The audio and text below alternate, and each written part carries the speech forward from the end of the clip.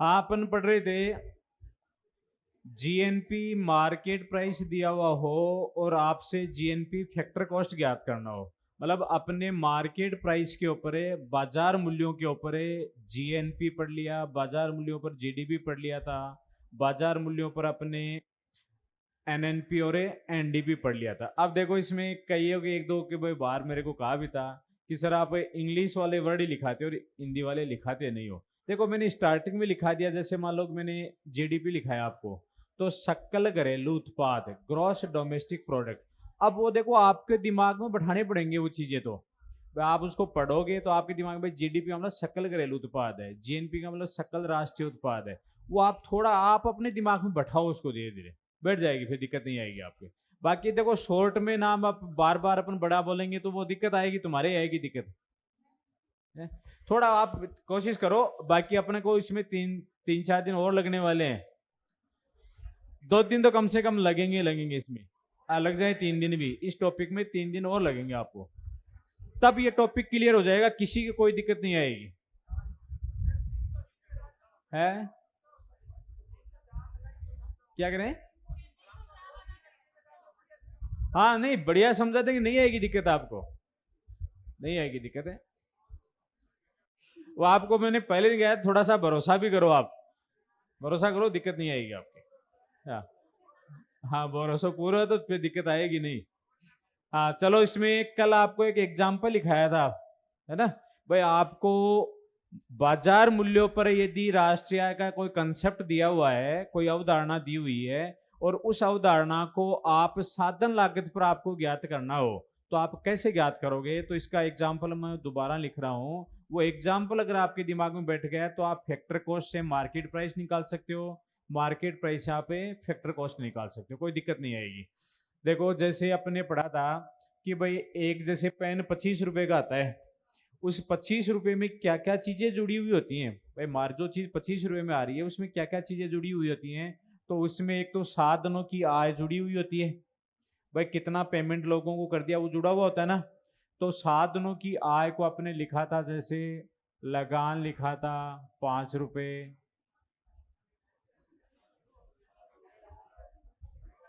क्या बड़ा लिखें क्या? अच्छा अच्छा अच्छा, उसमें अपने लिखा था लगान 5 रुपए लिखा था, दिख रहा है तो। फिर उसमें अपने पढ़ा था मजदूरी, मजदूरी लिखा था 5 रुपए। फिर उसमें अपने मजदूरी वेतन को मैं एक जगह ही कर देता हूँ, ठीक है। इसमें अपने ब्याज लिखा था 5 रुपए, और लाभ लिखा था, ये भी लिखा था अपने 5 रुपए। इन सबको अपने जोड़ा था। ये होती है साधनों की आय, और साधनों की आय को अपन क्या कहते हैं? राष्ट्रीय आय। इसका मतलब है देश में जितना उत्पादन हुआ है, जितने रुपए का उत्पादन हुआ है, तो उससे देश के लोगों ने कितना कमाया, मजदूरी वगैरह या प्रॉफिट वगैरह या ब्याज के रूप में कितना कमाया। जो मार्केट में 25 रुपए का पेन बिका है, 25 रुपए का उत्पादन हुआ है, तो इसमें देश के लोगों ने कितने रुपए कमाए हैं? 20 रुपए। तो इसका मतलब राष्ट्र को जो इनकम हुई है वो कितने रुपए की हुई है? 20 रुपए की। राष्ट्र की इनकम मतलब देश के लोगों की इनकम 20 रुपए हुई है। और इसको आप लिख सकते हो नेशनल इनकम, राष्ट्रीय आय। समझा गया यहाँ तक? ये कोई इंग्लिश नहीं है भाई, ये नेशनल इनकम, राष्ट्रीय आय नॉर्मल चीज है। आगे यहाँ तक? फिर आपको लिखाया था कि ये किसके बराबर होती है? NNP factor cost. NNP factor cost का मतलब साधन लागत पर शुद्ध राष्ट्रीय उत्पाद। तो एनएनपी किसके बराबर होती है? साधन लागत पर शुद्ध राष्ट्रीय उत्पाद। तो इसको शॉर्ट में बोलते हैं एनएनपी फैक्टर कॉस्ट। देखो नेट नेशनल प्रोडक्ट, ठीक है, फैक्टर कॉस्ट के ऊपर, net national product factor cost के ऊपर। हो गया तक? अब मुझे एक बताओ आप, अगर आपसे ये पूछ लिया कि ये जो राष्ट्र की आय होती है, एनआई होती है, इसमें विदेशों से अर्जित की गई शुद्ध साधन आय भी शामिल है क्या?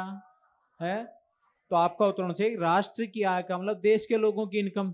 देश के लोग चाहे वो यहां से कमाए चाहे वो विदेश से कमाए, देश के लोग उत्पादन करके जो कमाते हैं वो राष्ट्र की इनकम होती है। तो इसका मतलब है इसमें विदेशी शुद्ध साधन आय NFI इसके अंदर शामिल है। तो इसका मतलब NNP फैक्टर कॉस्ट बोल दो चाहे आप NI बोल दो, इसमें NFI मतलब विदेशी शुद्ध साधन आय इसमें शामिल है। ये चीज याद होगी आपके। अब मैं आपको ये कहूं कि इसमें से विदेशी शुद्ध साधन आय निकाल दें अपने, किसमें से, चाहे आप NI में से निकाल दो चाहे आप NNP फैक्टर कॉस्ट में से निकाल दो, तो वो घरेलू आय आएगी कि नहीं आएगी? तो इसको कहेंगे देश के लोगों की घरेलू आय। अब आपसे ये पूछ लिया कि घरेलू आय कैसे निकाली जाएगी, तो आपका उत्तर होना चाहिए कि राष्ट्रीय आय में से आप विदेशी शुद्ध साधन आय निकाल दो, NFI निकाल दो, तो घरेलू इनकम में आ जाएगी। इसका मतलब देश के लोगों ने यहाँ घरेलू क्षेत्र में कितना कमाया वो आ जाएगा। इसका मतलब NFI इसमें शामिल है नहीं। आगे इतनी बात समझो आपके। अब आपने ये पढ़ा था कि इसके अंदर मतलब NI में जोड़ रहे हैं या NNP फैक्टर कॉस्ट के अंदर अपन क्या जोड़ रहे हैं? पूंजी गिसावट,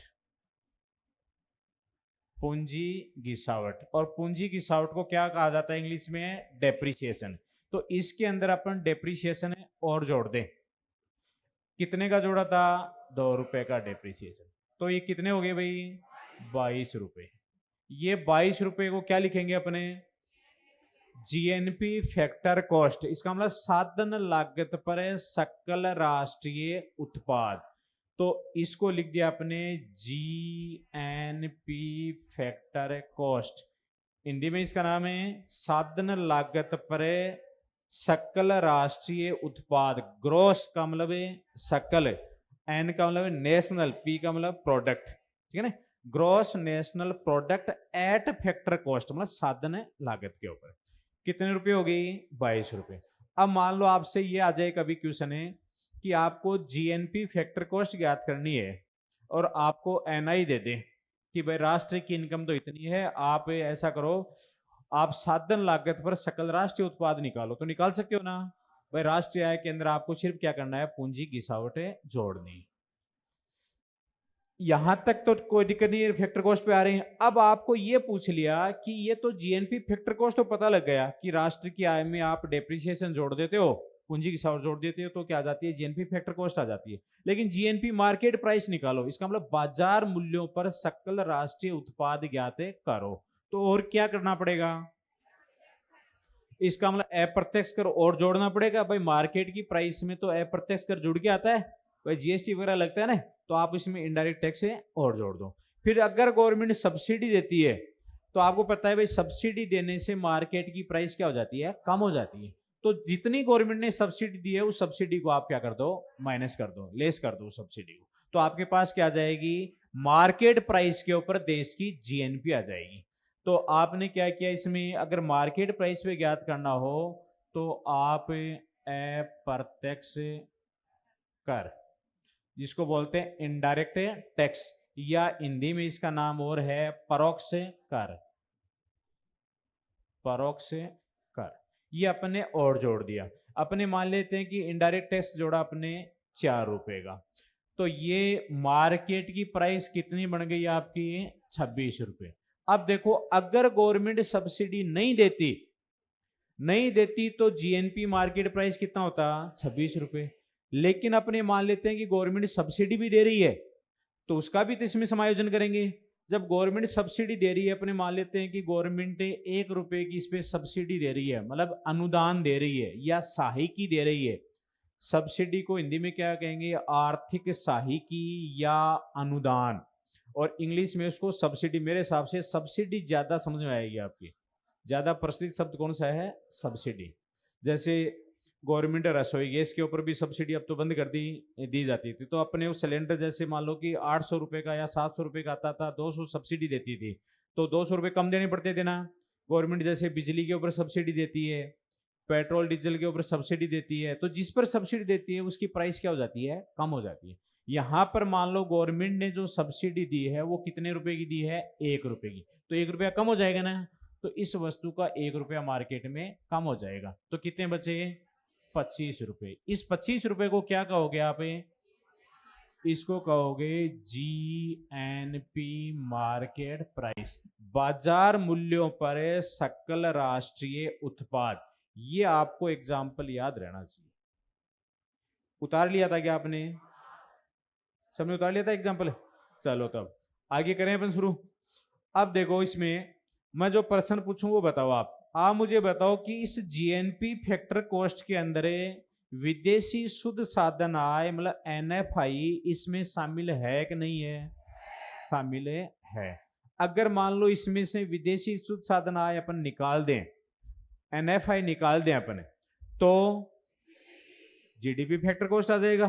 तो इसका मतलब आप इसमें से घटा देते हो एनएफआई, तो क्या आ जाएगा? GDP factor cost. कोई दिक्कत नहीं है ना? अब आप मुझे बताओ इसमें विदेशी शुद्ध साधन आय शामिल है कि नहीं है? इसमें भी शामिल है भाई, एनआई से तो बने हैं, तो इसके अंदर भी विदेशी शुद्ध साधन आय शामिल है।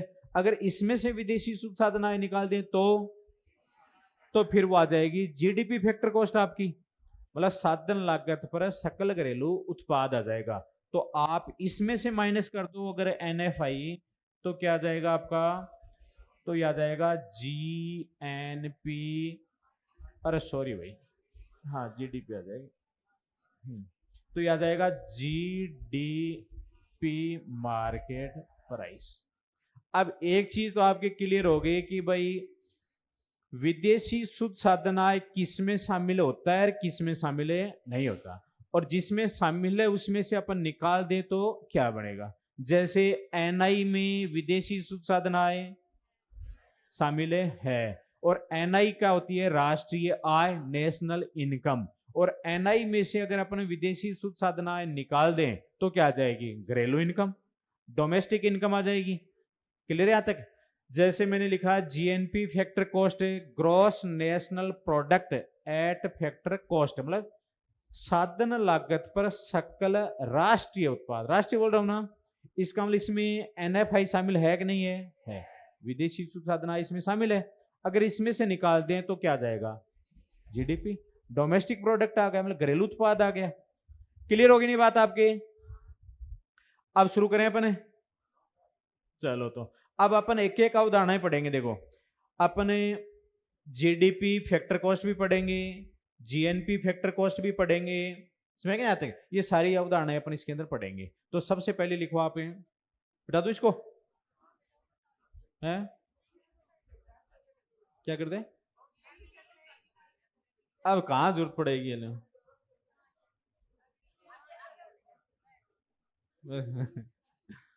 हाँ चलो तो लिखो।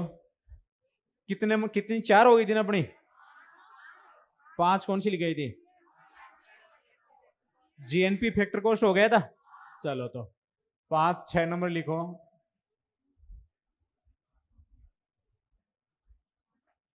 साधन लागत पर सकल घरेलू उत्पाद, साधन लागत पर सकल घरेलू उत्पाद, और इसको शॉर्ट में बोलते हैं GDP factor cost, gross domestic factor cost.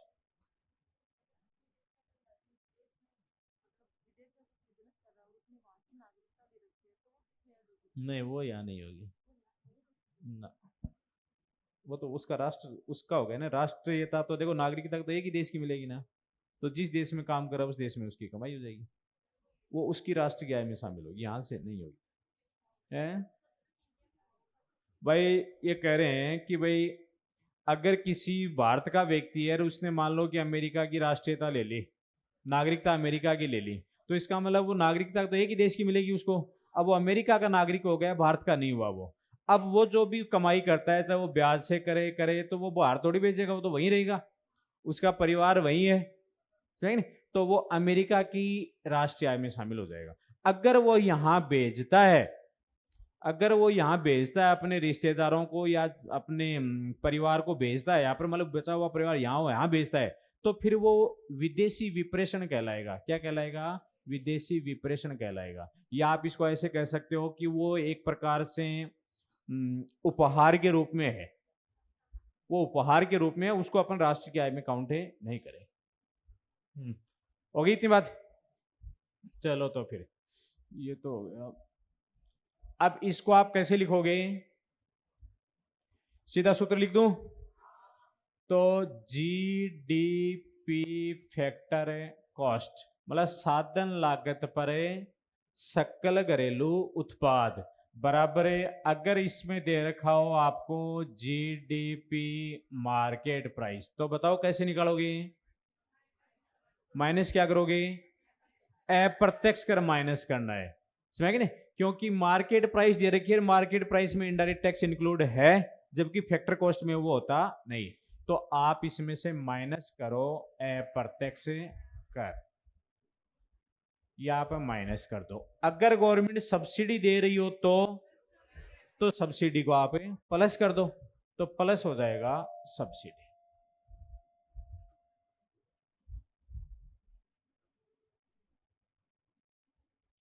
इसको डायरेक्ट आप ऐसे भी लिख सकते थे कि जीडीपी मार्केट प्राइस माइनस शुद्ध अप्रत्यक्ष कर भी लिख सकते थे ना? नहीं लिखूं मैं? लिखूं? चलो, या आप इसको ऐसे भी लिख सकते थे, जीडीपी मार्केट प्राइस माइनस शुद्ध अप्रत्यक्ष कर।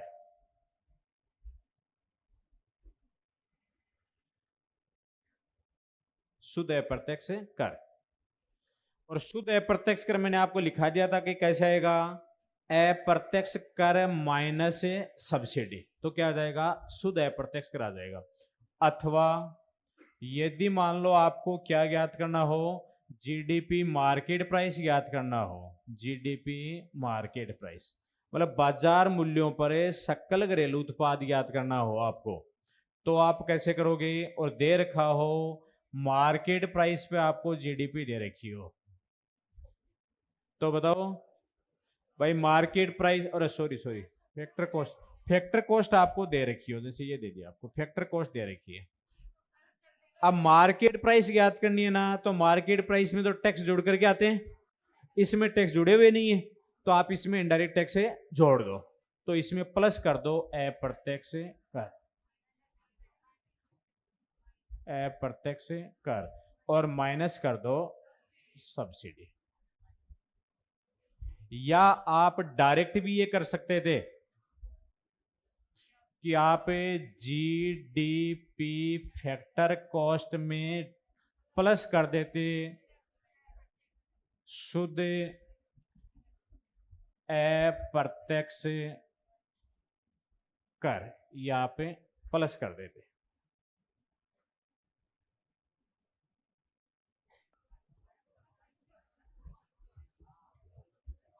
हाँ भाई मिटा दो इसको, है शुद्ध, हाँ नेगेटिव नहीं हो सकता भाई, नेगेटिव अगर शुद्ध अप्रत्यक्ष कर नेगेटिव हो गया तो फिर गवर्नमेंट कैसे चलेगी भाई? घाटे में चले, लेकिन यार सब्सिडी इतनी थोड़ी दे सकती है कि गवर्नमेंट टैक्स से जितना राजस्व होता है उससे भी ज्यादा सब्सिडी देते, ये संभव ही नहीं है, हो ही नहीं सकता। घाटे में चलने का तो मतलब ये होता है कि भाई गवर्नमेंट के बहुत सारे खर्चे होते हैं, सिर्फ सब्सिडी तो एक छोटा पार्ट होता है, और भी तो खर्चे होते हैं, तो वो खर्चे सारे ज्यादा हो जाते हैं गवर्नमेंट की इनकम से, तब तो गवर्नमेंट घाटे में। लेकिन ये थोड़ी कि गवर्नमेंट अपनी पूरी इनकम, पूरे टैक्स राजस्व पूरा सब्सिडी पर ही खर्च करते, वो भी ज्यादा खर्च करते, ऐसा संभव नहीं। तो ये टेंशन लेने की जरूरत नहीं है आपको, बता दो।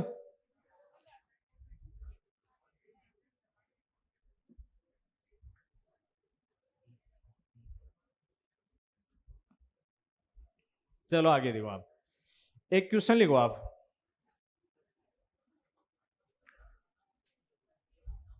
निम्न में से निम्न में से निम्न में से सही है, निम्न में से सही है, क्वेश्चन लिखा रहा हूं, निम्न में से सही है। अब आप देखो एक बार सुन लो, पहले मैं आपसे जो प्रश्न पूछूंगा वो ये है कि आपको एक तो ये पता होना चाहिए कि भाई जीडीपी मार्केट प्राइस है ना, और जीएनपी मार्केट प्राइस, दोनों मार्केट प्राइस ही हैं। अंतर क्या है? अंतर है विदेशी शुद्ध साधन आय का। इसमें विदेशी शुद्ध साधन आय शामिल है, और इसमें से निकाल दें विदेशी शुद्ध साधन आय तो क्या बन जाएगा? जीडीपी बढ़ जाएगा, मतलब देश का सकल घरेलू उत्पाद आ जाएगा मार्केट प्राइस के ऊपर। इनका अंतर समझ आ गया? अगर मान लो ये लिख दिया जीडीपी फैक्टर कॉस्ट, इधर लिख दिया जीएनपी फैक्टर है कॉस्ट। अब देखो दोनों ही फैक्टर कॉस्ट पर हैं, दोनों ही साधन लागत पर हैं, लेकिन एक सकल घरेलू उत्पाद है और एक सकल राष्ट्रीय उत्पाद है। अब इसका मतलब इनमें अंतर कितने हैं? एक ही तो अंतर है। वो अंतर किसका है? एनएफआई का, विदेशी शुद्ध साधन आय का अंतर है। इसमें विदेशी शुद्ध साधन आय शामिल है क्योंकि ये राष्ट्रीय उत्पाद है, ये घरेलू उत्पाद है, इसलिए इसमें विदेशी शुद्ध साधन आय शामिल नहीं है। अगर आपको इनको बराबर करना हो तो कैसे करोगे? तो आपके पास दो तरीके हैं। एक तरीका तो ये है कि आप इस जीडीपी फैक्टर कॉस्ट में आप एनएफआई जोड़ दो, या आप ऐसा कर लो जीएनपी फैक्टर कॉस्ट है उसमें से एनएफआई घटा दो, तो दोनों क्या हो जाएंगे? बराबर। क्योंकि इसमें घटा दोगे तो ये भी जीडीपी फैक्टर कॉस्ट बन जाएगी, या फिर इसमें एनएफआई जोड़ दोगे तो ये भी जीएनपी फैक्टर कॉस्ट बन जाएगी। कोई दिक्कत नहीं है ना? तो इसका मतलब इनमें अंतर कितना है? एक एक है। अब वही अंतर मान लो कि इस ये लिख दिया मैंने एनडीपी फैक्टर कॉस्ट, और इधर लिख दिया मैंने एनडीपी मार्केट प्राइस। देखो दोनों ही डोमेस्टिक प्रोडक्ट हैं, दोनों ही घरेलू उत्पाद हैं, है ना, दोनों ही शुद्ध उत्पाद हैं, घरेलू उत्पाद भी दोनों हैं, शुद्ध उत्पाद भी दोनों हैं। अब आप मुझे बताओ इसमें डेप्रिसिएशन किस में शामिल है? मैं डेप्रिसिएशन पूछ रहा हूं, पूंजी गिरावट किस में शामिल है? मार्केट प्राइस में? अरे किसी में भी शामिल नहीं है, पूंजी गिरावट किसी में भी शामिल नहीं है। अब आपको बताना जरूरी था क्या एक को? भाई मैंने दोनों पूछ दिया तो इसका मतलब आपको एक बताना जरूरी थोड़ी था। आप ये भी तो दिमाग लगा सकते भाई, मैं जोर भी दिया था कि दोनों शुद्ध उत्पाद हैं, शुद्ध उत्पाद हैं, 4 बार बोला हूं मैं, है ना? तो जिसको नहीं बोले, एक बार नहीं सुना तो दूसरी बार सुन गया होगा, 4 बार बोला है मैंने कि दोनों शुद्ध उत्पाद हैं। ये शुद्ध उत्पाद दोनों ही शुद्ध हैं, उत्पाद है, घरेलू उत्पाद हैं, ये भी मैंने बोला था। घरेलू उत्पाद है, इसका मतलब एनएफआई शामिल नहीं है, और पूंजी की गिरावट शामिल नहीं है। पूंजी की गिरावट शामिल क्यों नहीं है? क्योंकि दोनों शुद्ध उत्पाद है। विदेशी शुद्ध साधन आय एनएफआई दोनों में नहीं है, क्यों? क्योंकि दोनों ही घरेलू उत्पाद हैं। आगे आते गए तो आपके दिमाग में आ जानी चाहिए बात है कि शुद्ध उत्पाद के अंदर पूंजी की गिरावट नहीं होती है। पूंजी की गिरावट अपन सकल उत्पाद में से घटा देते हैं तब शुद्ध उत्पाद आता है। आगे नहीं, तो इसका मतलब जहां पर नेट प्रोडक्शन हो, शुद्ध उत्पाद हो, तो पूंजी की गिरावट नहीं है। घरेलू उत्पाद हो तो विदेशी शुद्ध साधन आय नहीं होगी। आगे यहां तक तो इन दोनों के बीच में कोई अंतर भी है क्या? है क्या कोई अंतर? है अंतर? किस बात का? तो आपका उत्तर होना चाहिए शुद्ध अप्रत्यक्ष कर का, या आप ये कह दो कि अप्रत्यक्ष कर और सब्सिडी का अंतर है। अब आप मुझे बताओ कि इन दोनों में से सब्सिडी किस में शामिल है? सब्सिडी किस में शामिल है? मार्केट प्राइस में? सब्सिडी फैक्टर कॉस्ट में शामिल है।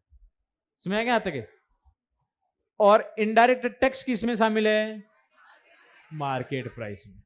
अगर आप मार्केट प्राइस से आप फैक्टर कॉस्ट ज्ञात कर रहे हो तो इसका मतलब इसमें इनडायरेक्ट टैक्स है ना, वो तो निकालना पड़ेगा। इसमें सब्सिडी नहीं है तो वो जोड़नी पड़ेगी, क्योंकि इसमें सब्सिडी होती है। आगे कहती बात समझे? इसमें बताओ देखिए, ये पूछ रहा हूं इन दोनों में सब्सिडी किस में शामिल है? दोनों में सब्सिडी किस में शामिल है भाई? किसी में भी शामिल नहीं है। क्यों? क्योंकि दोनों ही मार्केट प्राइस पर है, बाजार मूल्यों पर है, और बाजार मूल्यों पर कोई भी उत्पाद ज्ञात किया जाता है तो उसमें सब्सिडी शामिल है नहीं है। चलो एक ये लिखा हुआ है, इसमें इनडायरेक्ट टैक्स अप्रत्यक्ष कर किस में शामिल है? दोनों में शामिल है नहीं है, क्योंकि दोनों क्या है, साधन लागत पर ज्ञात किए गए, इसलिए दोनों में नहीं है।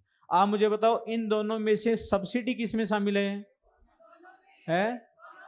दोनों में सब्सिडी शामिल है। क्यों? क्योंकि दोनों ही फैक्टर कॉस्ट पर ज्ञात किए गए, साधन लागत पर ज्ञात किए गए, इसलिए दोनों में सब्सिडी शामिल है। क्लियर है यहां तक? चलो तो अब आगे प्रश्न पूछूं मैं आपसे।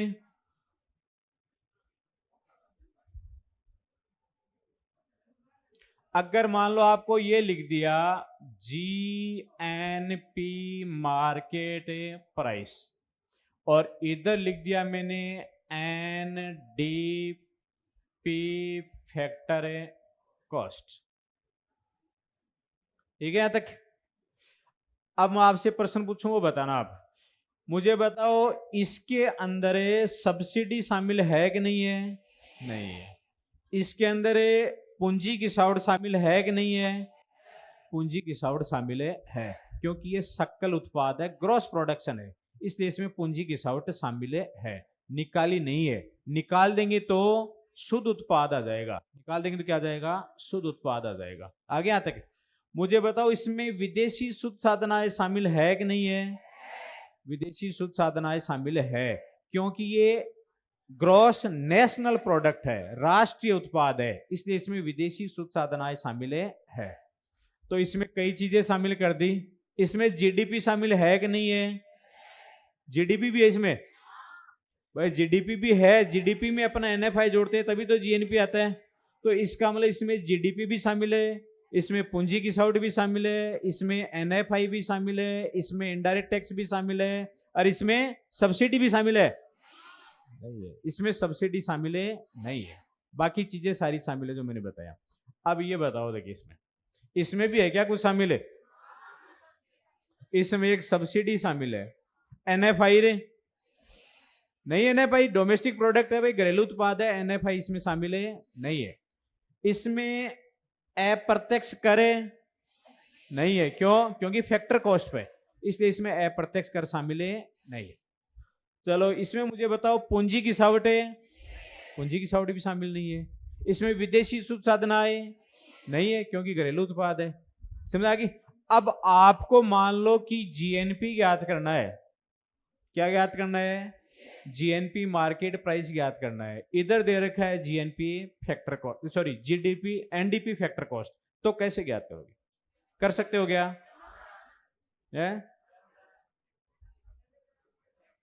मतलब कई चीजें जोड़नी पड़ेंगी तब जाकर के ये भी जीएनपी बन जाएगा। कई चीजें जोड़नी पड़ेगी, मतलब थे भी मास्टर बन जाओगे, लेकिन कई सब्जेक्ट थाने पढ़ाना पड़ेगा तब जाके बनोगे। आगे यहां तक तो ये है कि ये भी मास्टर बन जाएगा, ये भी जीएनपी मार्केट प्राइस बन जाएगी, लेकिन इसमें कई चीजें जोड़नी पड़ेगी। समझ गए? क्या क्या जोड़नी पड़ेगी? आप जुड़ाओ देखिए।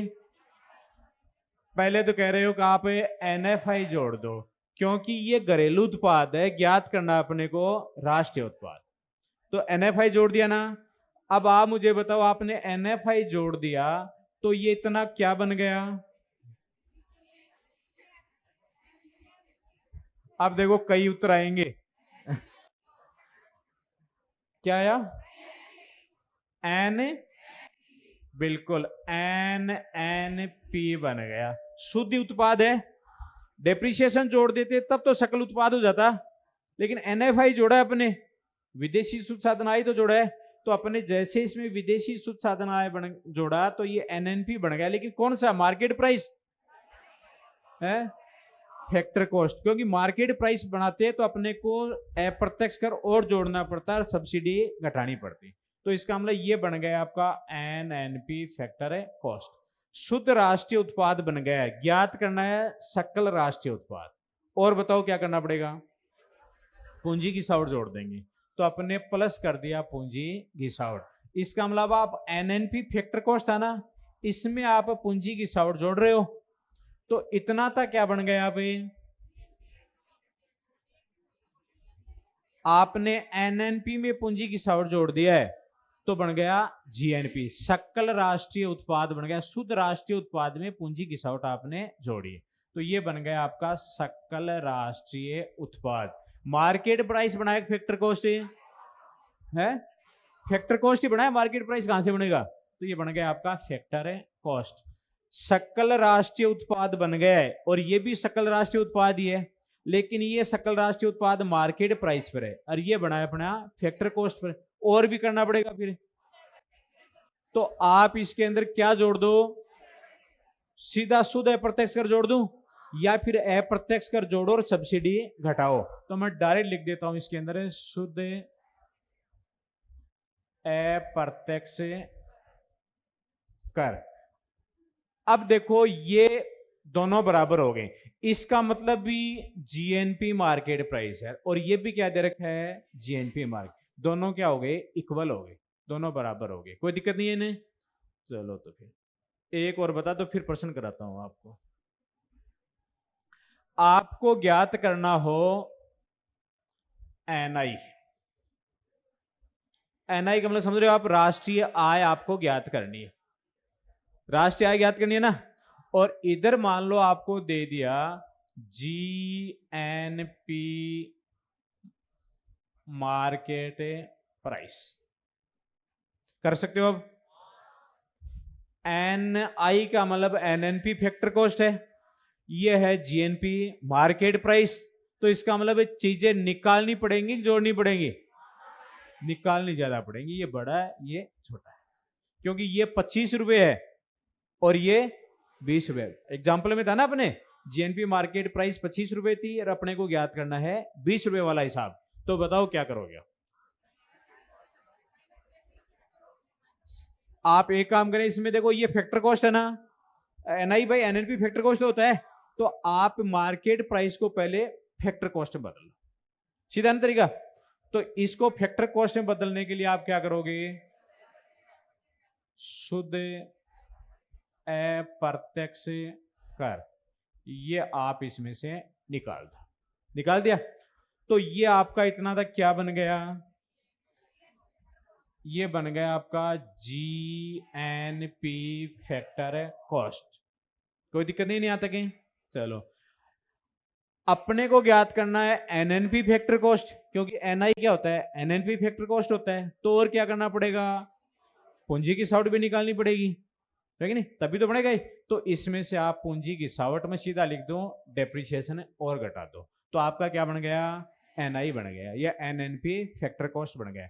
क्योंकि देखो ये 25 रुपए था, एग्जाम्पल याद करो आप, ये 25 रुपए था ना, और इस 25 रुपए में से अपने शुद्ध अप्रत्यक्ष कर कितना था, 3 रुपए था, 3 रुपए अपने इसमें से घटा दिया ना, और फिर डेप्रिसिएशन 2 रुपया था, 2 रुपया आपने और निकाल दिया, तो आप इसमें से 5 घट गए तो कितने बचे आपके 20, और 20 रुपए क्या था आपकी एनआई था, एनएनपी फैक्टर कॉस्ट था। लिखो अब क्वेश्चन,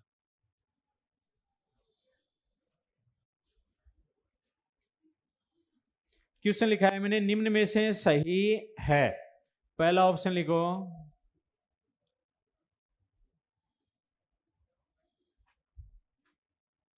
जीएनपी मार्केट प्राइस बराबर का निशान लगाओ, जीडीपी मार्केट प्राइस माइनस विदेशी शुद्ध साधन आय,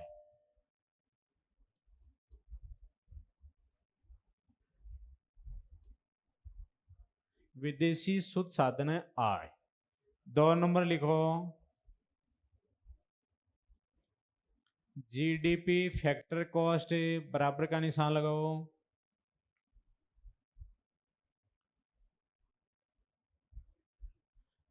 जीएनपी फैक्टर कॉस्ट माइनस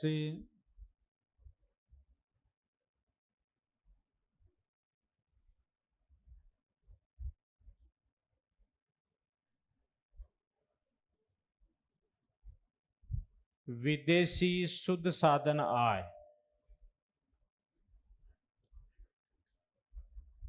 शुद्ध साधन आय।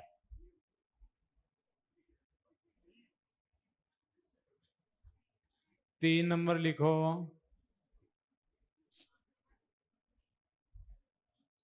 GNP फैक्टर कॉस्ट बराबर का निशान लगाओ, GNP मार्केट प्राइस माइनस शुद्ध अप्रत्यक्ष कर माइनस सब्सिडी। 4 नंबर लिखो, विकल्प 2 व 3।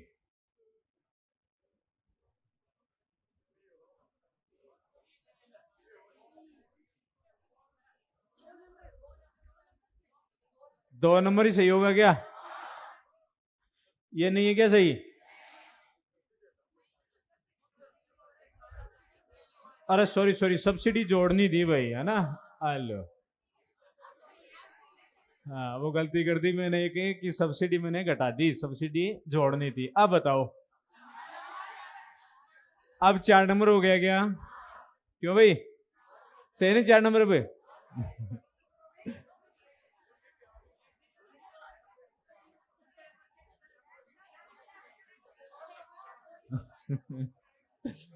मतलब ये प्रश्न विवादित हो गया क्या? 2 नंबर सही क्या? एक मुझे बताओ कि 2 नंबर वाले कितने हैं? चलो, और 4 नंबर ऑप्शन बताने वाले तो थे, उन्होंने भी नीचे कर लिया। अब तो इसमें बिल्कुल 2 नंबर आएगा।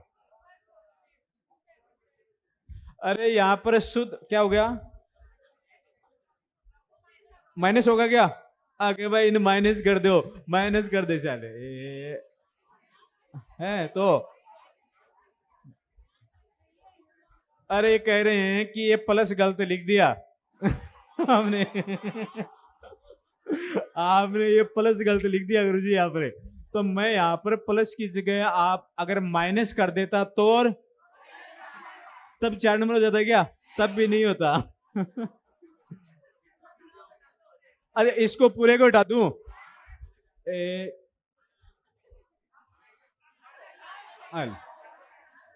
अब सही है क्या 4 नंबर? अब 4 नंबर सही है, इसका मतलब आपकी समझ आ गई कोई बात। चलो, तो उसमें तो आपने जो क्वेश्चन लिखा है ना, उसमें आपको कौन सा करना है? 2 नंबर करना है। अब आप इनको सही भी करो। तो मैंने यहां पर क्या लिख रखा था? प्लस सब्सिडी लिख रखा था ना।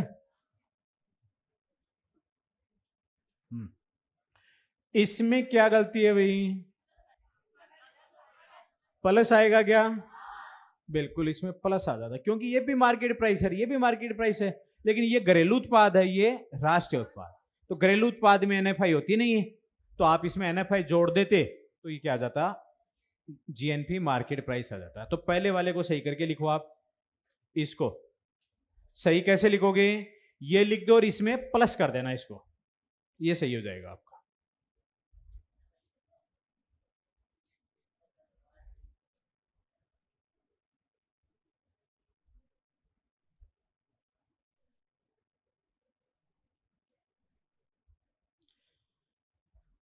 इसको भी सही करके लिख देना।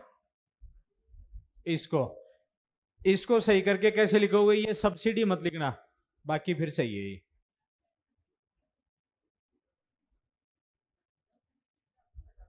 है सब्सिडी लिख रहे हो रे? अब तो काम क्यों करो ना, सब्सिडी लिखना ही बंद कर दो, तो लिखो ही मत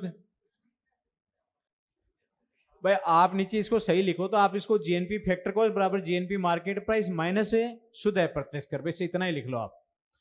चले आगे।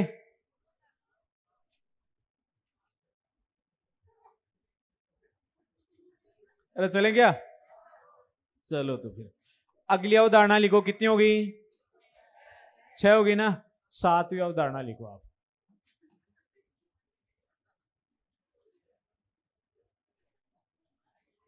साधन लागत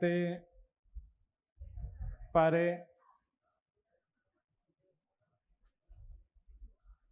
शुद्ध राष्ट्रीय उत्पाद,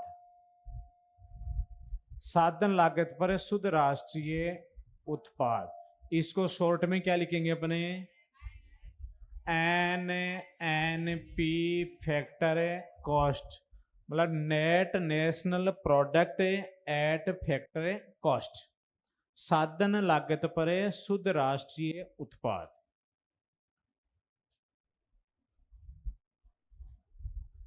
करें शुरू,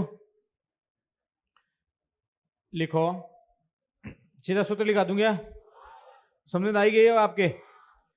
अगर आपको ज्ञात करना हो NNP फैक्टर कॉस्ट, साधन लागत पर शुद्ध राष्ट्रीय उत्पाद ज्ञात करना हो, और इधर दे रखा हो NNP मार्केट प्राइस, तो बताओ कैसे करोगे।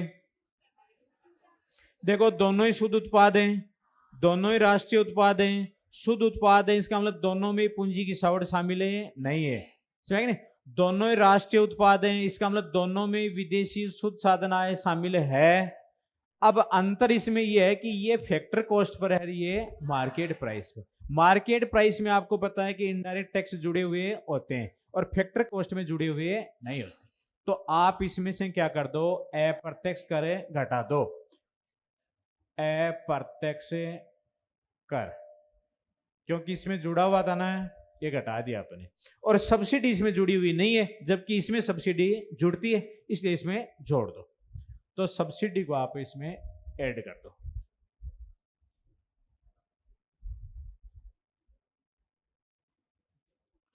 या इसकी जगह पर आप क्या लिख सकते थे, माइनस शुद्ध अप्रत्यक्ष कर, अथवा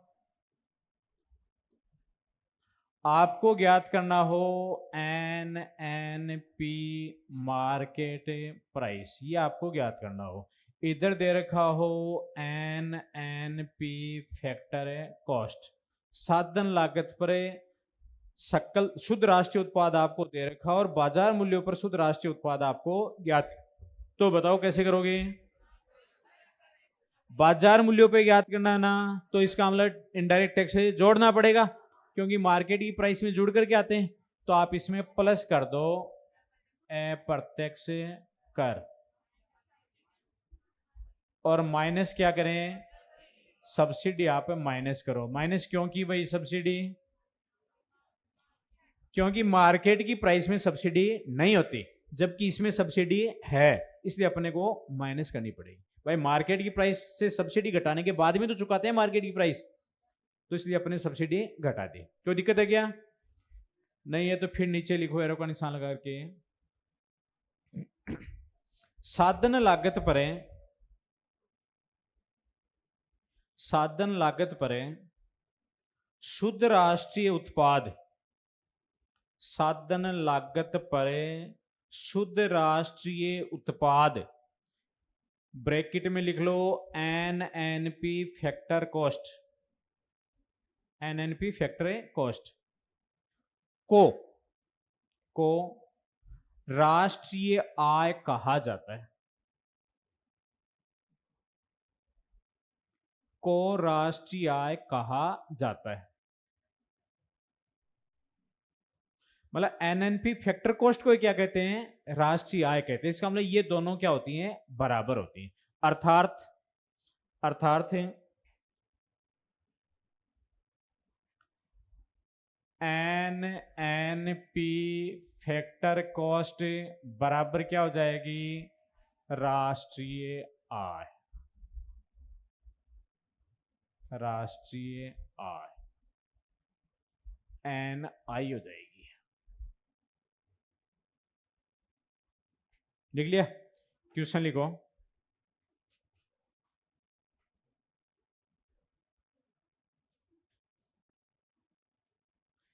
राष्ट्रीय आय, क्वेश्चन लिखो भाई, राष्ट्रीय आय निम्न में से, राष्ट्रीय आय निम्न में से किसके समान होती है, राष्ट्रीय आय निम्न में से किसके समान होती है, मतलब किसके बराबर होती है, किसके इक्वल होती है राष्ट्रीय आय। पहला लिखो साधन लागत पर, साधन लागत पर शुद्ध राष्ट्रीय उत्पाद, साधन लागत पर शुद्ध राष्ट्रीय उत्पाद क्या कहते हैं इसको? एनएनपी, फैक्टर कॉस्ट शॉर्ट में। दूसरा लिखो,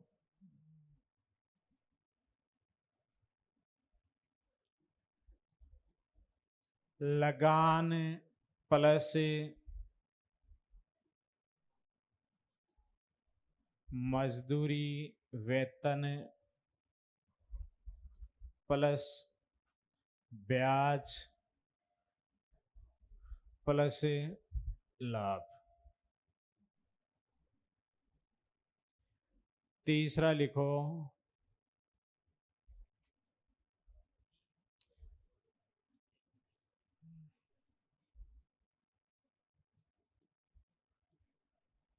बाजार मूल्य पर शुद्ध राष्ट्रीय उत्पाद, बाजार मूल्य पर शुद्ध राष्ट्रीय उत्पाद माइनस शुद्ध अप्रत्यक्ष कर, और 4 नंबर हो जाएगा उपरोक्त सभी। बताओ, इसमें मैंने आपसे पूछा है कि राष्ट्रीय आय किसके समान है? चारों होंगे क्या इसमें? भाई कोई और भी किसी का उत्तर है? चारों हैं? कर दे सही? बिल्कुल, इसमें चारों सही है, क्योंकि ये भी राष्ट्रीय आय है। साधन लागत पर एनएनपी, फैक्टर कॉस्ट को अपन राष्ट्रीय आय तो बोलते हैं, और लगान, मजदूरी, वेतन, ब्याज, लाभ, ये साधनों की इनकम है जो कमाई है, उसको अपन जोड़ देते हैं, वो भी राष्ट्रीय आय होती है। और यदि आप बाजार मूल्यों पर शुद्ध राष्ट्रीय उत्पाद दे रखा है, एनएनपी मार्केट प्राइस दे रखा है, और उसमें से आप शुद्ध अप्रत्यक्ष कर घटा देते हो, तो वो भी क्या है? राष्ट्रीय आय। तो इसका मतलब आप राष्ट्रीय आय को इस तरीके से भी लिख सकते हो, ये राष्ट्र की आय है। लिखा दूं? मैं मिटा दूं इसको? चलो तो आगे, ये ठीक है तरीका।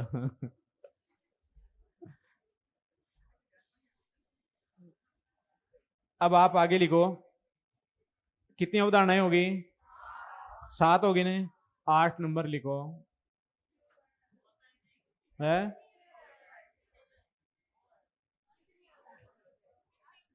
अरे तो कितनी का क्या करना है, लिखते जाओ, जितनी लिखा दूंगा मैं आपको। काउंटिंग का क्या करना है आपको? ये थोड़ी आएगी कितनी अवधारणाएं हैं, काउंटिंग नहीं आती कभी। लिखो राष्ट्रीय आय, राष्ट्रीय आय, एन आई। अब मेरे हिसाब से आपको सबको पता है राष्ट्रीय आय क्या होती है ना? भाई राष्ट्रीय आय अब सबको पता है कि राष्ट्रीय आय क्या होती है ना? तो लिखवा दूं सीधा। तो आप इसको ऐसे याद रखना, राष्ट्रीय आय क्या होती है? एक वित्त वर्ष में देश के साधनों द्वारा अर्जित की गई आय। और वो आय कैसे अर्जित करते हैं? कोई लगान के रूप में, कोई मजदूरी वेतन के रूप में, कोई ब्याज के रूप में, कोई लाभ के रूप में। लिखो, एक वित्त वर्ष में, एक वित्त वर्ष में, एक वित्त वर्ष में देश के साधनों द्वारा, एक वित्त वर्ष में देश के साधनों द्वारा अर्जित की गई आय, एक वित्त वर्ष में देश के साधनों द्वारा अर्जित की गई आय को ही राष्ट्रीय आय कहा जाता है।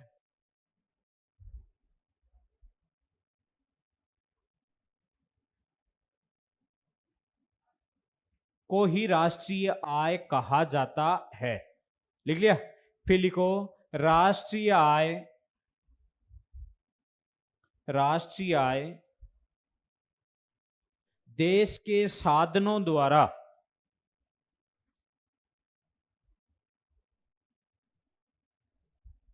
राष्ट्रीय आय देश के साधनों द्वारा। देश के साधन कौन होते हैं? अरे लगान, ये साधन है क्या? ये साधन थोड़ी है, लगान शुरू हो गई तुम। अरे देश, साधन देश के लोग होते हैं, तो लगान देश के लोग हैं क्या? तो एक इसके साधन क्या होते हैं कि लगान, मजदूरी, ब्याज। आंख बंद करके शुरू हो जाते हो। मैंने आपको बताया राष्ट्रीय आय क्या होती है? देश के साधनों द्वारा अर्जित की गई आय। मैंने आपको पूछा था देश के साधन क्या होते हैं, तो आपको बताना चाहिए था भूमि देश का साधन है, श्रम देश का साधन है, पूंजी साधन है, प्रबंधक साधन है, उद्यमी साधन है। ये आपको बताना चाहिए था। और इन साधनों ने जो कमाया है, इन साधनों ने जो अर्जित किया है, वो राष्ट्र की आय।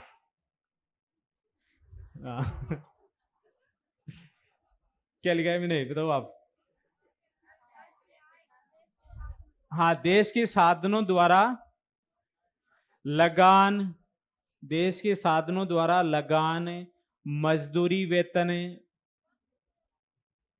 हाँ हाँ लिख लो, जरा दिमाग में लगाओ, लिख लो तुम। हाँ, क्या लिखा है मैंने? मैंने बताया राष्ट्रीय आय देश के साधनों द्वारा, ये लिखा है ना मैंने। लगान, मजदूरी, ओब्लिक लगा के लिख लो, वेतन, ब्याज, ब्याज तथा लाभ के रूप में, तथा लाभ के रूप में अर्जित की जाती है।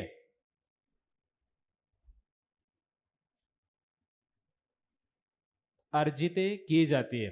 अब कोई जरूरी थोड़ी है कि थेजी लैंग्वेज में सोचो, मैं भी बी लैंग्वेज में सोचो।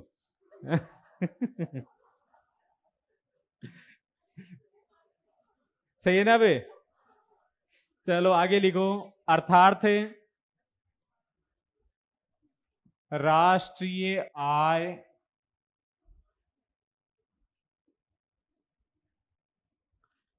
ब्रैकेट में लिखो एनआई, नेशनल इनकम, बराबर का निशान लगाओ। अब शुरू जवाब जो बोल रहे थे, लगान प्लस मजदूरी, और ऑब्लिक लगा के इसमें लिख लेना वेतन प्लस ब्याज, और प्लस कर देना लाभ। ये आपकी राष्ट्र की आय होगी। हो गया यहां तक? और राष्ट्रीय आय किसके बराबर होती है? एनएनपी फैक्टर कॉस्ट के बराबर होती है। लिखो एनआई सदैव, एनआई सदैव एनएनपी फैक्टर कॉस्ट, समझ में आ गई ना? साधन लागत पर शुद्ध राष्ट्रीय उत्पाद एनएनपी फैक्टर कॉस्ट के समान होती है। मतलब ये दोनों चीजें एक ही होती हैं।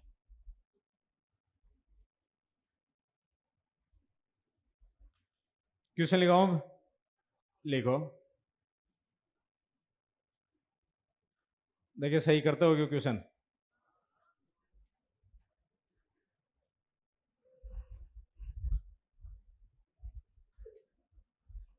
लिखो राष्ट्रीय आय, राष्ट्रीय आय है, राष्ट्रीय आय है। पहला ऑप्शन लिखो। कौन सा? डी। लिखो तो सही तो। राष्ट्रीय आय है, पहला ऑप्शन लिखो। एक वित्त वर्ष में, एक वित्त वर्ष में, एक वित्त वर्ष में देश के साधनों द्वारा,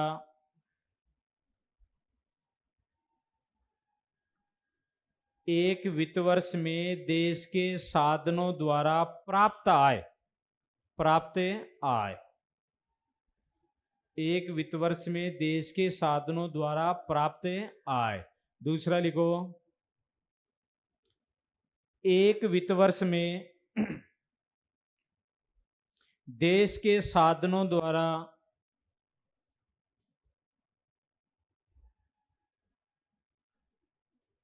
अर्जित की गई आय।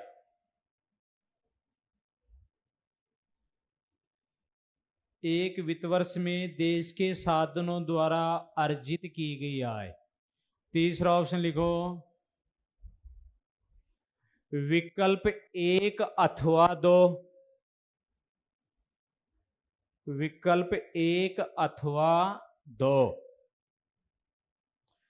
चौथा लिखो, विकल्प 1 तथा 2। विकल्प 1 तथा 2। फिर विवाद शुरू हो गया है? इसमें कौन सा 4 नंबर करना है क्या? 3 नंबर करना है? 2 नंबर करना है?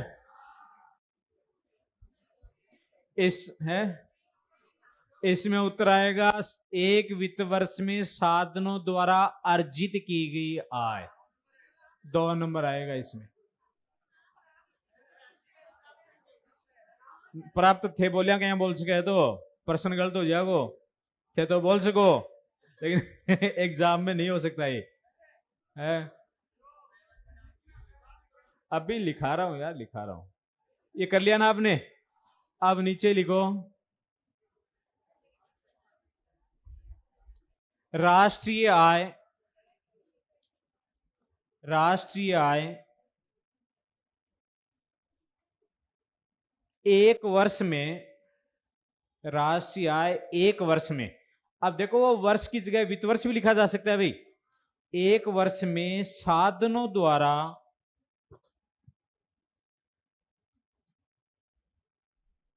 अर्जित आय होती है। साधनों द्वारा अर्जित आय होती है, प्राप्त आय नहीं। प्राप्त आय नहीं। ये लाइन लिख लिया आपने। अब आगे सुनो, दोबारा बोलूं। मैंने बताया कि राष्ट्रीय आय एक वर्ष में साधनों द्वारा अर्जित की गई आय होती है, प्राप्त आय नहीं। होगी नहीं बातें? अब आप सुनो, अर्जित आय प्राप्त आय में क्या डिफरेंस होता है। एक लेबर ने 12 महीने किसी के काम किया, 12 महीने में उसका वेतन बनता है मान लो 60,000 रुपया। कितना बनता है? 60,000। इसका मतलब 60,000 रुपए का उसने काम कर लिया, उसकी मजदूरी बन गई 60,000 रुपए। वो राष्ट्र की आय हुई कि नहीं हुई, जुड़ेगी नहीं क्या उसमें? लेकिन 60,000 में से उसको अभी कितने मिले हैं? 50,000 ही मिले हैं। तो प्राप्त आय कितनी है? 50,000। जबकि अर्जित कितनी कर ली थी उसने? 60,000। तो दोनों में डिफरेंस हो गया ना। तो राष्ट्रीय आय प्राप्त आय नहीं होती है, प्राप्त आय अर्जित आय से कम भी हो सकती है और उसके बराबर भी हो सकती है। तो इसको आपको क्या करना है? अर्जित कमाया कितना है, मिला कितना है, ये बात नहीं है, कमाया कितना है। जितना कमाया है इसका मतलब वो राष्ट्र की इनकम। तो देश के लोगों ने एक साल में कितना अर्जित कर लिया, कितना कमा लिया, क्लियर है यहां तक? वो राष्ट्र क्या है, कितना मिला है, वो वैल्यू नहीं रखती। लिखो नीचे, प्राप्त आय, प्राप्त आय अर्जित आय से, प्राप्त आय अर्जित आय से कम भी हो सकती है, कम भी हो सकती है। मैंने आपको लिखा है कि प्राप्त आय है वो अर्जित आय से कम भी हो सकती है। जैसे जैसे एक श्रमिक ने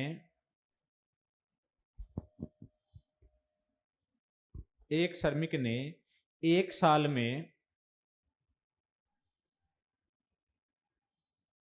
90,000 रुपए का काम किया है।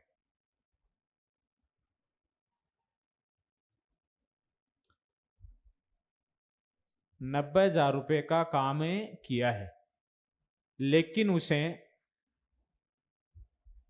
चालू वर्ष में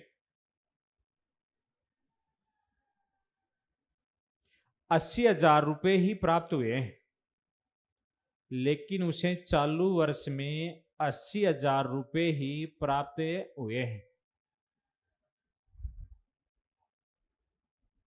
तब श्रमिक की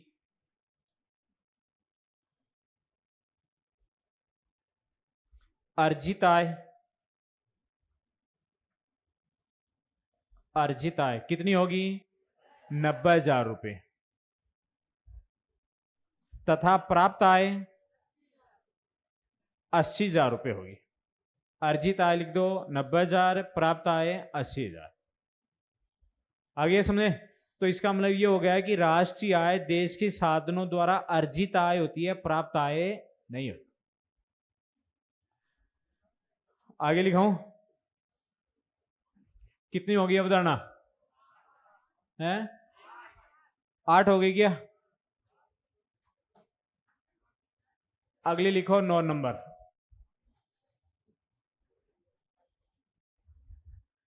व्यक्तिगत आय। व्यक्तिगत आय जिसको बोलते हैं पर्सनल इनकम, पीआई। व्यक्तिगत आय, पर्सनल इनकम, पीआई।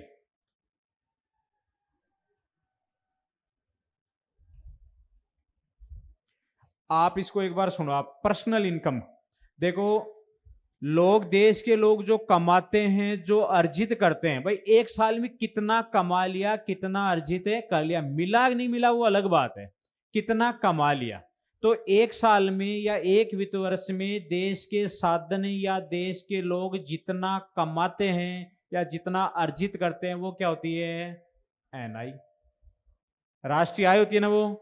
भाई अभी अभी तो अपने पढ़ा है कि एक साल में देश के लोग या देश के साधन जितना अर्जित करते हैं, जितना कमाते हैं, वो क्या होती है? राष्ट्रीय आय होती है।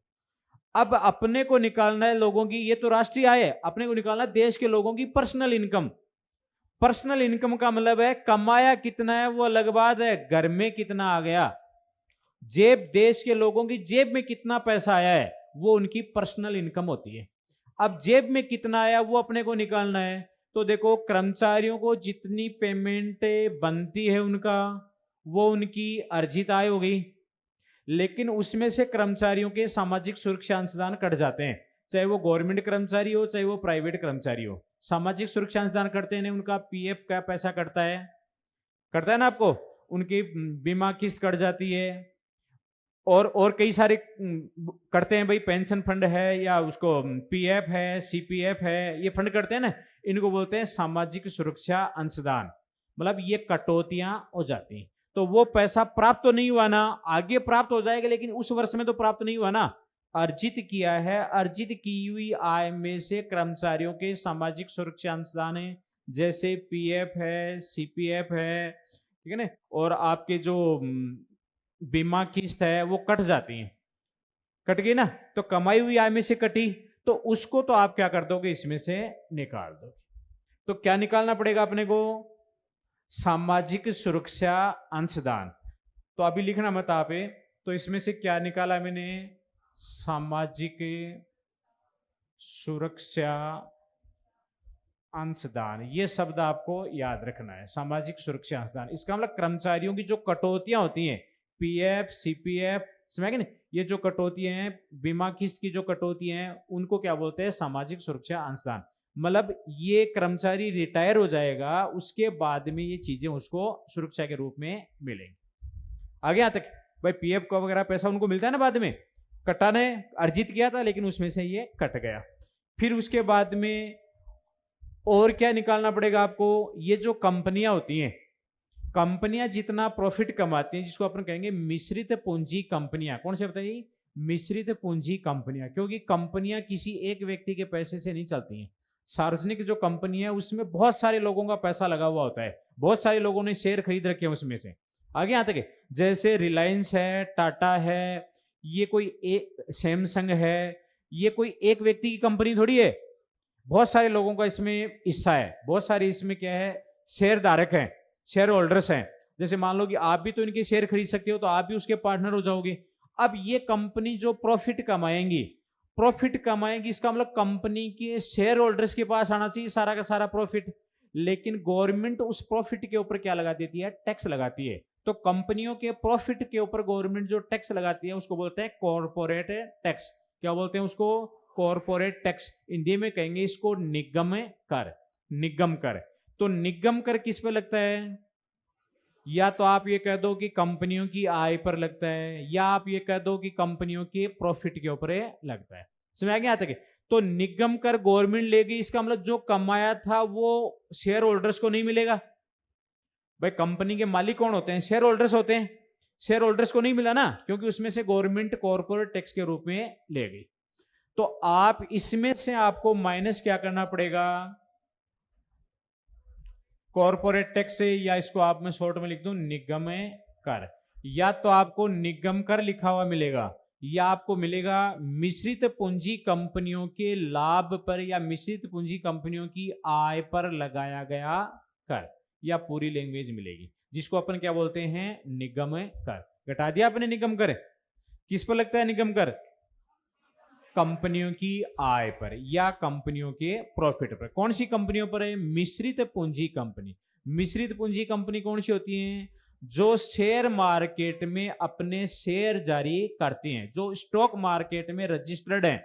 समझ गए नहीं, जो स्टॉक मार्केट में क्या है, रजिस्टर्ड, शेयर मार्केट में जिनका रजिस्ट्रेशन है और वो पब्लिक के लिए शेयर जारी करती हैं।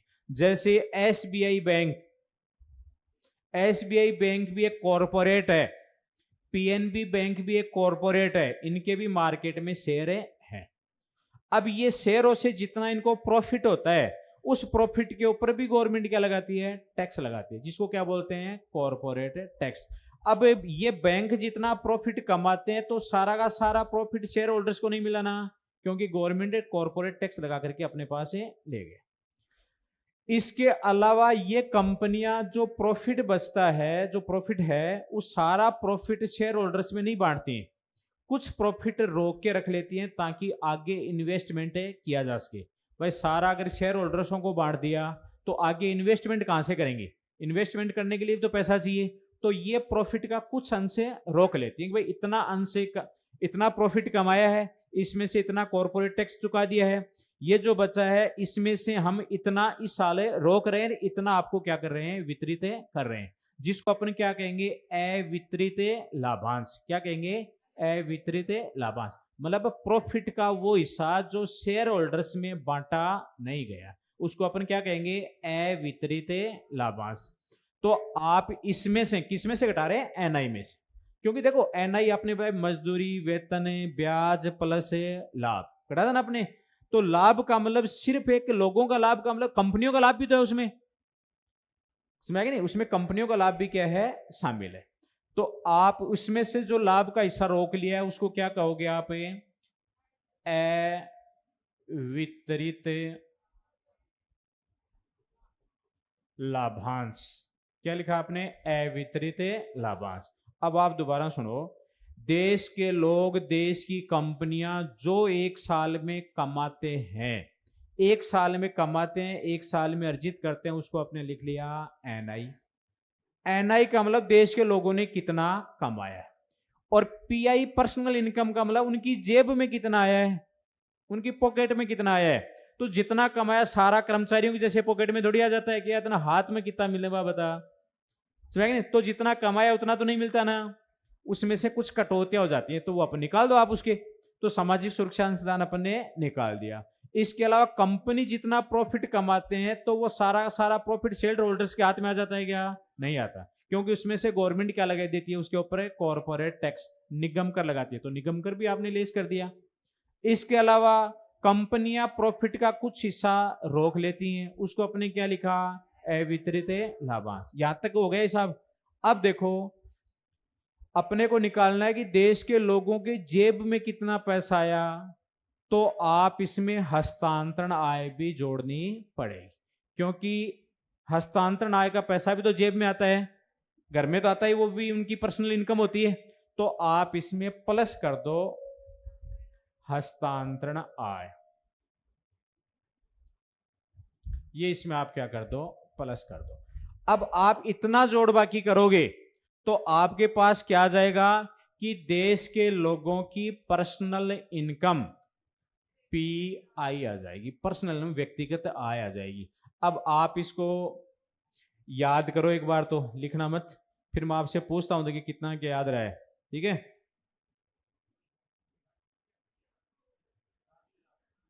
चलो बताओ भाई, अगर आपको देश के लोगों की पर्सनल इनकम निकालनी हो, रुको रुको रुको रुको, पर्सनल इनकम पीआई याद करनी हो और आपको दे रखी हो एनआई, राष्ट्रीय आय आपको पता हो, समझ गए यहां तक। आपको सामाजिक सुरक्षा अंशदान का भी पता हो, अरे ये सामाजिक सुरक्षा अंशदान पता नहीं हो तो थोड़ी निकालोगे आप। सामाजिक सुरक्षा अंशदान भी आपको पता हो, आपको निगम कर का भी पता है, आपको अवितरित लाभांश का भी पता है, और आपको ये भी पता है कि हस्तांतरण आय कितनी है, ये भी आपको पता है। और आपसे पूछ लिया कि तो आप देश के लोगों की पर्सनल इनकम निकाल के बताओ। सारी चीजें दे रखी है, एनआई आपको दे दिया, आपको सामाजिक सुरक्षा अंशदान दे दिया, निगम कर दे दिया, अवितरित लाभांश दे दिया, और ट्रांसफर इनकम हस्तांतरण आय दे दी। आपसे पूछ लिया देश के लोगों की पर्सनल इनकम निकाल करके आप बताओ, तो बताओ कैसे निकालोगे बात। एनआई, एनआई में से आपको पीआई लिखना है ना, पीआई बराबर है एनआई माइनस सामाजिक सुरक्षा अंशदान माइनस निगम कर माइनस अवितरित लाभांश और प्लस हस्तांतरण आय। कहेगी तो नींद खुली अब जब बोलिया हो ने तो तेरी आवाज नींद खुली है, कहेंगे तो इमला तारे बोलने से फायदो भी है और कहेंगे डिस्टर्ब करे, डिस्टर्ब करे यार बीच में कहीं डिस्टर्ब ही होने, सुहा आराम हूँ भाई, कहीं आराम सो रहा था डिस्टर्ब भी तो करेंगे, कोई बात नहीं, डिस्टर्ब के लिए खेद है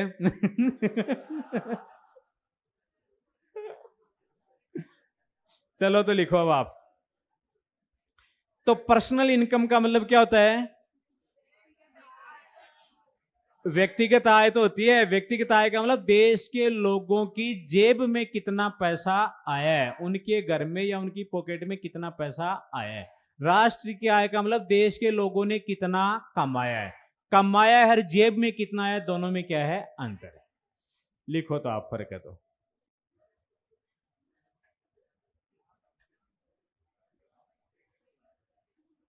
व्यक्तिगत आय पर्सनल इनकम पी आई निकालना आपको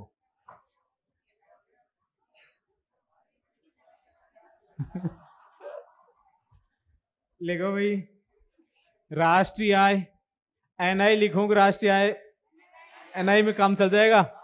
चलो तो फिर लिखो एनआई माइनस क्या करूं, सामाजिक सुरक्षा अंशदान, सामाजिक सुरक्षा अंशदान माइनस करो निगम कर, माइनस वेरी गुड वितरित लाभांश, लाभांश और प्लस कर दूं हस्तांतरण आय।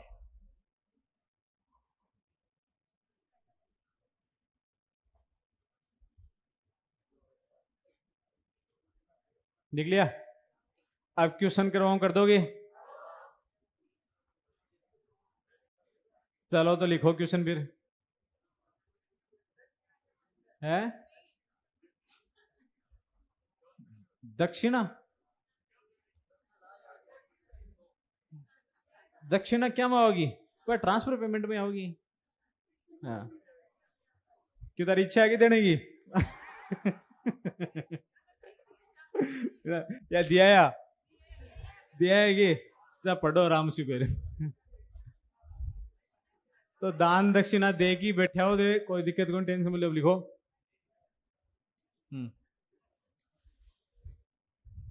राष्ट्रीय आय, हाँ क्वेश्चन है, राष्ट्रीय आय में शामिल नहीं है, राष्ट्रीय आय में शामिल नहीं है। राष्ट्रीय आय में क्या शामिल है? नहीं। पहला लिखो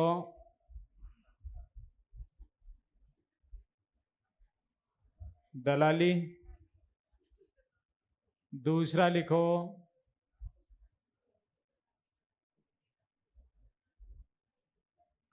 निगम कर,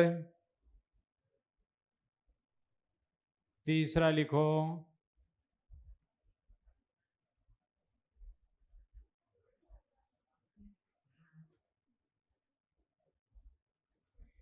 हस्तांतरण आय, 4 नंबर लिखो विकल्प 2 व 3।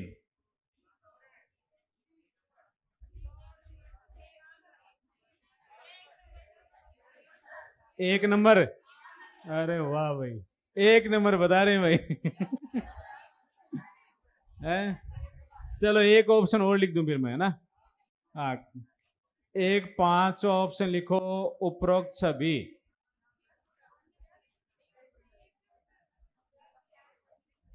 तो इसमें राष्ट्रीय आय में क्या शामिल नहीं है? निगम करे,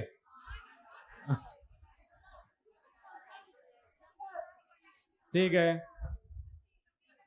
3 नंबर कर दें, 3 नंबर पे 2 नंबर भी कर दें, इसमें आएगा आपका 3 नंबर। अरे निगमकर तो राष्ट्रीय आय में शामिल है भाई। आप पर्सनल इनकम निकाल रहे हो तब निगम कर निकाला था, अगर शामिल नहीं होता तो कहां से निकालते आप? राष्ट्रीय आय में शामिल था तभी तो निगम कर की राशि निकाली थी आपने। हाँ, समझ आ गया? आते के तो इसका मतलब उसमें निगम कर शामिल है था। अगला क्वेश्चन लिखो। हाँ हाँ विदेश।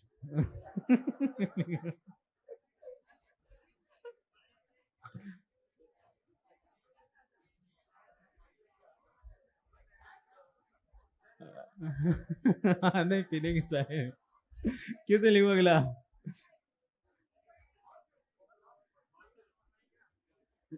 मतलब मैं चाय पीछे एनर्जी थारा भी ऐसी के। क्वेश्चन लिख लो एक, फिर क्वेश्चन लिखो। राष्ट्रीय आय में शामिल है, राष्ट्रीय आय में शामिल है। राष्ट्रीय आय में शामिल है, पहला ऑप्शन लिखो। मतलब सारा एक्सपर्ट होते। पहला लिखो, इसके अंदर अवितरित लाभांश, अवितरित लाभांश, अवितरित लाभांश। दूसरा लिखो सामाजिक सुरक्षा अंशदान,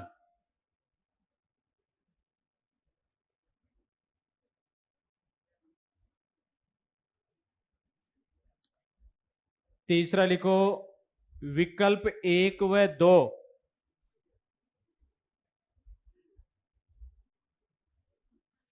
चार नंबर लिखो इनमें से कोई नहीं।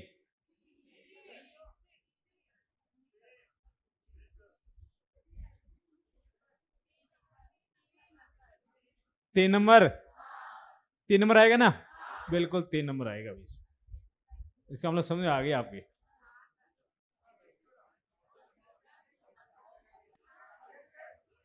करो, कोई बंद करो, पढ़ तो लिया आपने अभी।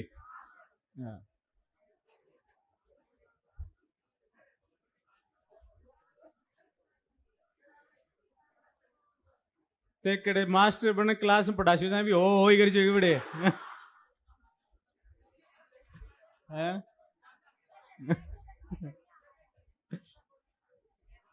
भाई यहाँ हो कर तो क्या बन तो बन जाए भाई। क्या आदमी खुश रहना चाहिए, इसमें क्या होता है दिमाग वापस एक्टिव हो जाता है।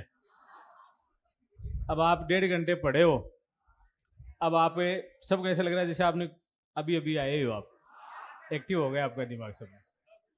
नहीं बढ़िया है। हाँ, चाय मैंने पी है लेकिन दिमाग आपका एक्टिव हो गया।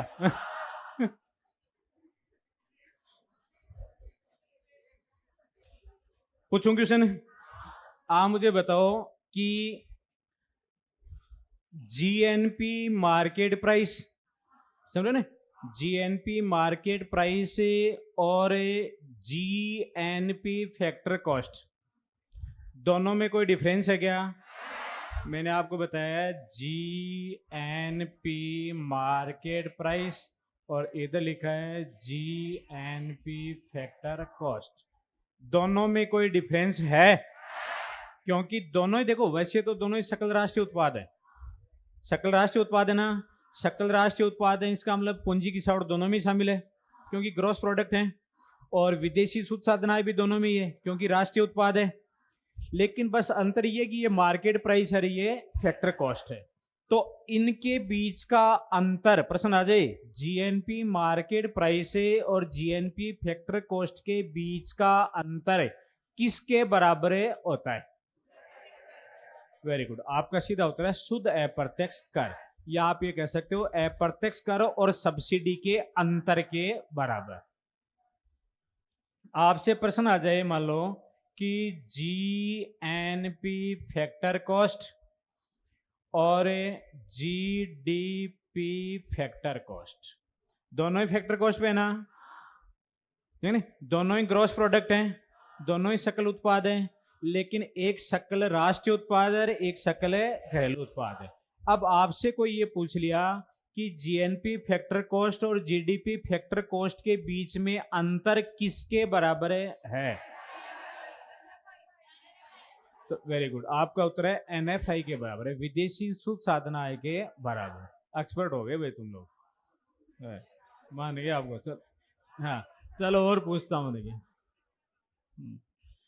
अगर प्रश्न आ जाए एनआई राष्ट्रीय आय और इधर लिख दिया एनएनपी मार्केट प्राइस, राष्ट्रीय आय और साधन नहीं, बाजार मूल्यों पर शुद्ध राष्ट्रीय उत्पाद, बाजार मूल्यों पर शुद्ध राष्ट्रीय उत्पाद नहीं, आपको पूछा भाई राष्ट्रीय आय और बाजार मूल्यों पर शुद्ध राष्ट्रीय उत्पाद के बीच में कोई अंतर है क्या?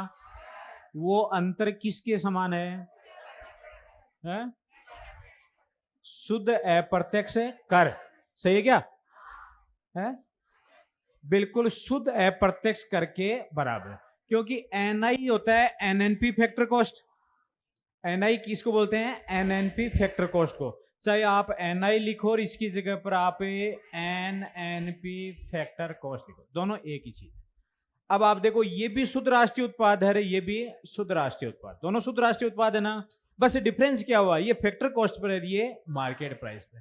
तो अंतर सिर्फ किसका है? शुद्ध अप्रत्यक्ष कर का, या अप्रत्यक्ष करे और सब्सिडी के अंतर का, क्योंकि अप्रत्यक्ष करो में से सब्सिडी नेस करोगे ना आप, उसी का डिफरेंस है। अगर मान लो प्रश्न ये आ जाए कि देश की पर्सनल इनकम है ना और देश की नेशनल इनकम दोनों एक ही होती हैं, पर्सनल इनकम और नेशनल इनकम एक ही होती हैं क्या? एक नहीं होती, इनमें भी बहुत अंतर है ना। आप मुझे बताओ कि आपको अगर पर्सनल इनकम ज्ञात करनी हो, देश के लोगों की पर्सनल इनकम निकालनी है और नेशनल इनकम आपको पता है, तो क्या क्या चीजें आपको निकालनी पड़ेगी, क्या जोड़नी पड़ेगी, तब जाकर के आपको देश के लोगों की पर्सनल इनकम आएगी? सामाजिक सुरक्षा अंशदान निकालना पड़ेगा, निगम कर निकालना पड़ेगा, अवितरित लाभांश निकालना पड़ेगा और हस्तांतरण आय शामिल पड़ेगा। क्वेश्चन लिखो।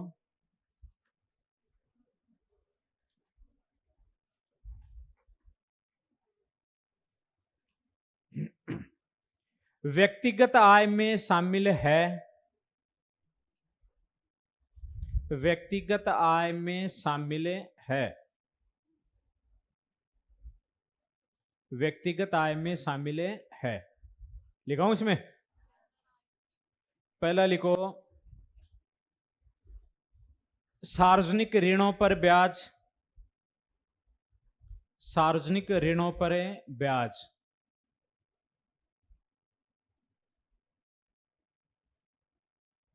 सार्वजनिक ऋणों पर ब्याज। दूसरा लिखो पूंजी पर ब्याज, पूंजी पर ब्याज। अरे पूंजी दी थी उस पर जो ब्याज बन रहा है वो पूंजी पर ब्याज। तीसरा लिखो हस्तांतरण आय, हस्तांतरण आय लिख दिया। 4 नंबर लिखो उपरोक्त सभी,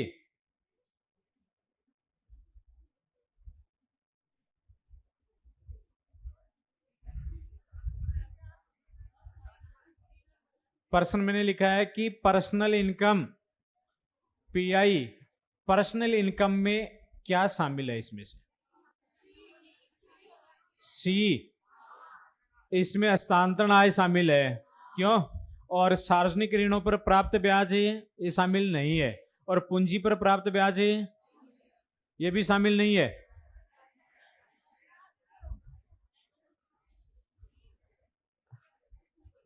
इसमें आएगा 4 नंबर, इसमें 4 नंबर आएगा। 4 नंबर कैसे आया? देखो पर्सनल इनकम अपन जब निकालते हैं तो राष्ट्रीय आय, अब आपको पता है पूंजी का ब्याज राष्ट्रीय आय में शामिल है ना। अरे अपने लगान मजदूरी ब्याज लिखा था ना, तो पूंजी साधन है, पूंजी का ब्याज तो एनआई में शामिल है ही, वो थोड़ी निकाला था आपने, वो इसमें शामिल है। वो इसमें शामिल है तो इसमें भी शामिल होगी। फिर इसमें से अपने कुछ चीजें निकाली थी जो राष्ट्रीय आय एनआई में तो हैं, लेकिन अपन उनमें निकाली थी क्योंकि वो पीआई में शामिल है नहीं। तो अपने सामाजिक सुरक्षा अंशदान निकाला था, इसका मतलब सामाजिक सुरक्षा अंशदान एनआई में तो शामिल है लेकिन पर्सनल इनकम में शामिल है नहीं होगा। इसमें अपने निगम कर निकाल दिया, इसका मतलब निगम कर एनआई में शामिल है ना, लेकिन पर्सनल इनकम में शामिल है नहीं होगा। इसमें अपने अवितरित लाभांश निकाला है, निकाला ना, इसका मतलब अवितरित लाभांश है वो एनआई में तो शामिल है लेकिन पीआई में शामिल है नहीं होगा। अब अपने हस्तांतरण आय, हस्तांतरण आय राष्ट्रीय आय में शामिल है नहीं होती लेकिन पर्सनल इनकम में शामिल है होती है, व्यक्तिगत आय में शामिल होती है ना। अब आपको मैंने लिखाया हुआ है कि हस्तांतरण आय में वृद्धावस्था पेंशन है, बेरोजगारी भत्ता है, बीमारी भत्ता है, छात्रवृत्ति है। अरे जिसके घर में पैसा आता है उनकी पर्सनल इनकम तो है ही कि वो राष्ट्रीय आय में तो शामिल नहीं हुई ना, उनकी पर्सनल इनकम है।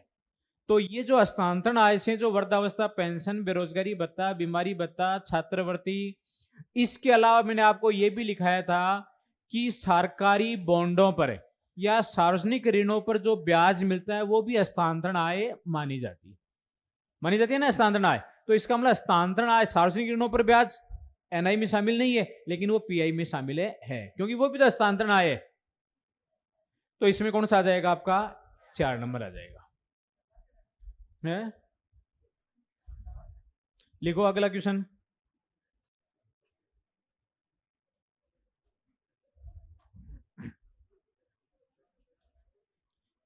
निम्न में से कौन सी मद, निम्न में से कौन सी मद, अरे ये ले मद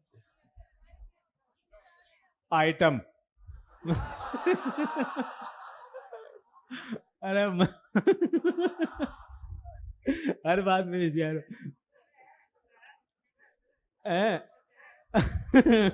मध्य का मतलब आइटम्स, ठीक है।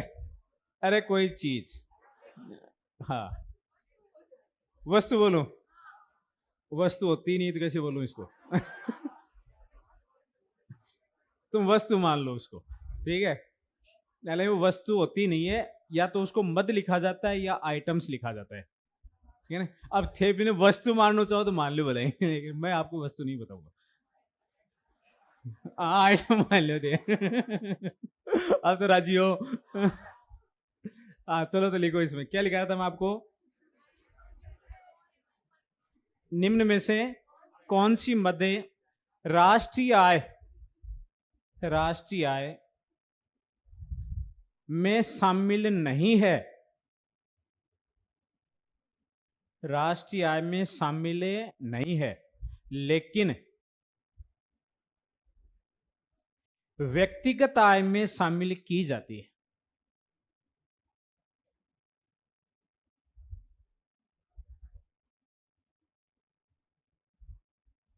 लेकिन व्यक्तिगत आय में शामिल की जाती है। राष्ट्रीय आय में तो शामिल नहीं है, लेकिन व्यक्तिगत आय में शामिल की जाती है। पहला लिखो निगम कर, निगम कर। दूसरा लिखो अवितरित लाभांश,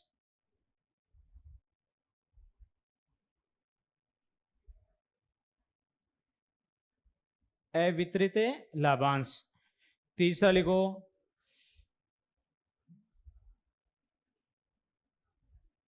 माल सूची में वृद्धि, माल सूची में वृद्धि, माल सूची में वृद्धि। और 4 नंबर लिखो हस्तांतरण भुगतान, 4 नंबर लिखो हस्तांतरण भुगतान। कौन सा आएगा? तो इसमें आ जाएगा आपका 4 नंबर, 4 नंबर आएगा ना, हस्तांतरण भुगतान। अब मैंने ऑप्शन कौन कौन से लिखाए हैं? 1 नंबर पर ऑप्शन लिखा है मैंने निगम कर। दूसरा ऑप्शन है अवितरित लाभांश। और तीसरा है माल सूची में वृद्धि, मतलब स्टॉक में ग्रोथ।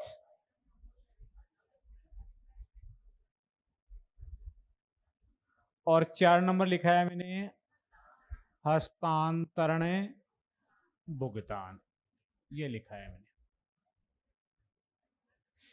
अब मैंने क्वेश्चन ये बोला आपको कि निम्न में से कौन सी मद है वो राष्ट्रीय आय में तो शामिल नहीं है, लेकिन व्यक्तिगत आय में शामिल की जाती है। देखो ये निगम कर राष्ट्रीय आय में शामिल है कि नहीं है? है, राष्ट्रीय आय में शामिल है, तो पर्सनल इनकम में शामिल नहीं है। और अवितरित लाभांश राष्ट्रीय आय में शामिल है तभी तो निकाला था ना राष्ट्रीय आय में, लेकिन पर्सनल इनकम में शामिल नहीं है। ये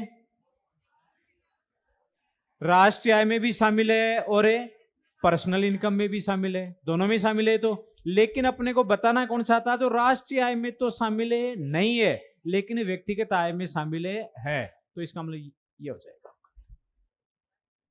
बिल्कुल सही आपका उत्तर। अगला क्वेश्चन लिखो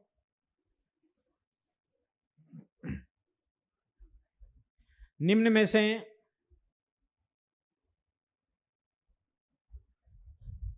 से सही है,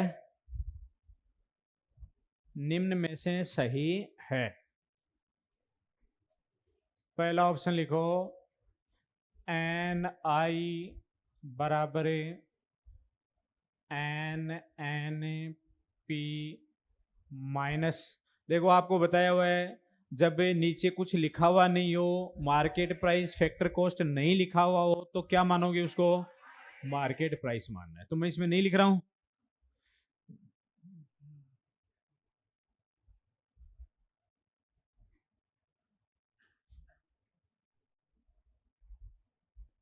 ये पूंजी की सावट है।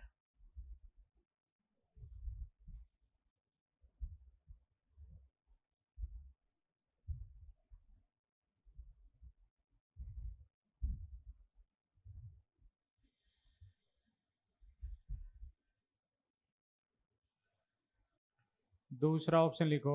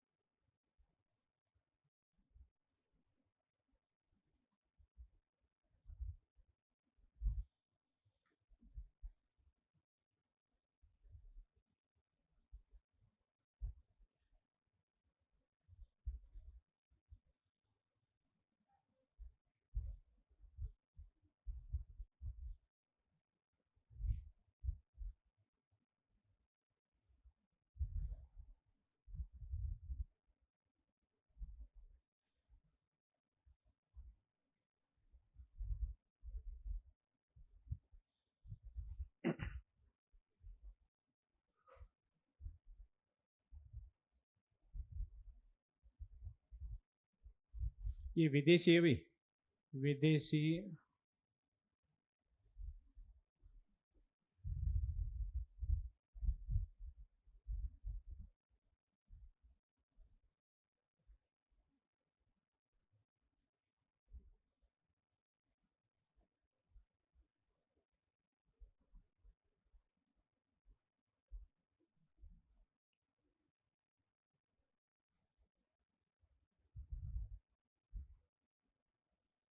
बताओ भाई कौन सा होगा इसमें?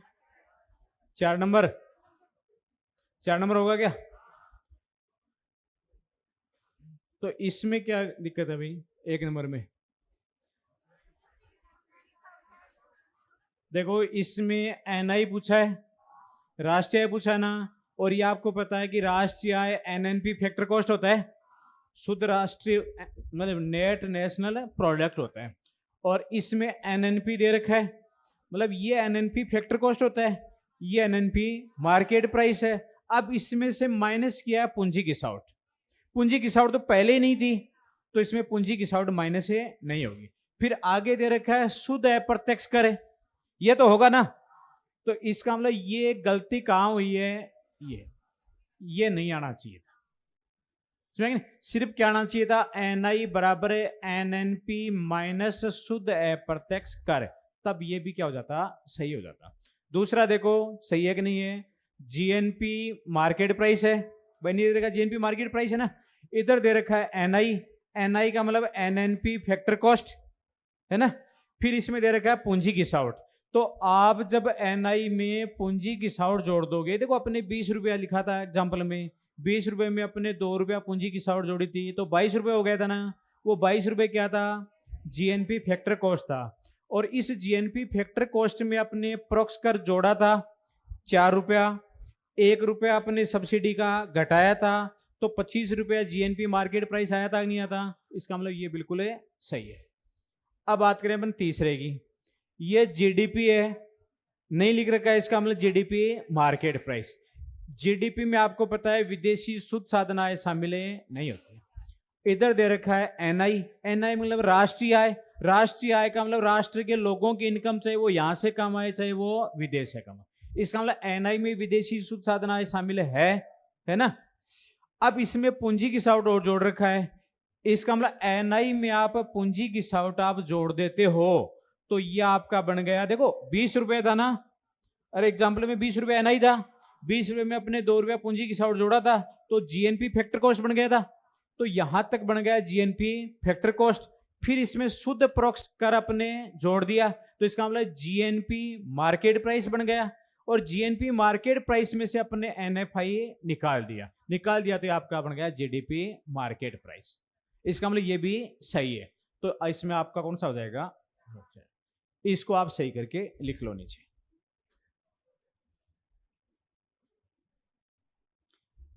एक क्वेश्चन और लिखो,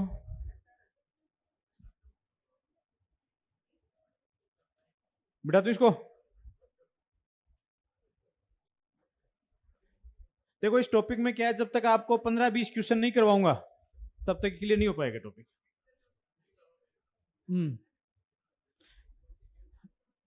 अरे क्लास में करवाना जरूरी है, क्लास में हर चीज क्वेश्चन है, फिर उसके बाद में आप कहीं प्रैक्टिस करो ना, आपको जहां मिले वहीं करो, कोई दिक्कत नहीं है। हाँ लिखाऊं क्वेश्चन, लिखो राष्ट्रीय आय, राष्ट्रीय आय, राष्ट्रीय आय, राष्ट्रीय क्या होती है भाई, एनआई, एनआई बराबर आप लिख लो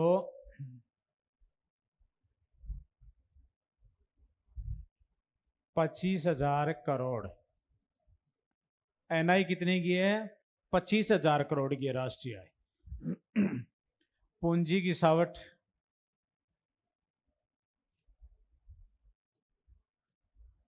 पूंजी गिसावट लिख लो आप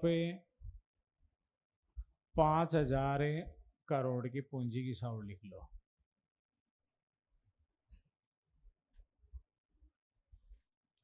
शुद्ध प्रोक्स करें,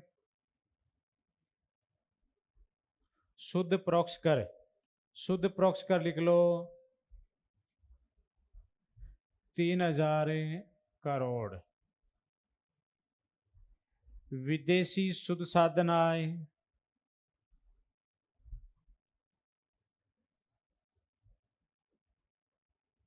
विदेशी शुद्ध साधन आय, विदेशी शुद्ध साधन आय लिख लो आप 10,000 करोड़, 10,000 करोड़ ये विदेशी शुद्ध साधन आय है। और आप लिख लो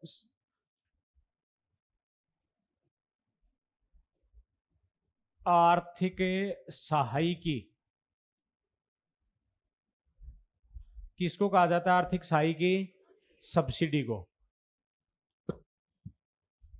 ये लिख लो 2,000 रुपये, 2,000 करोड़ सॉरी, लिख लिया। अब आपको ज्ञात क्या करना है? आपको ज्ञात करना है एक नंबर पर जीडीपी, 2 नंबर पर ज्ञात करना है जीएनपी। बस ये 2 ही निकाल दो आप तो। देश की जीडीपी और जीएनपी ज्ञात करना आपको, करो देखिए जल्दी से। 23,000। आप देश की जीडीपी कितनी बता रहे हो?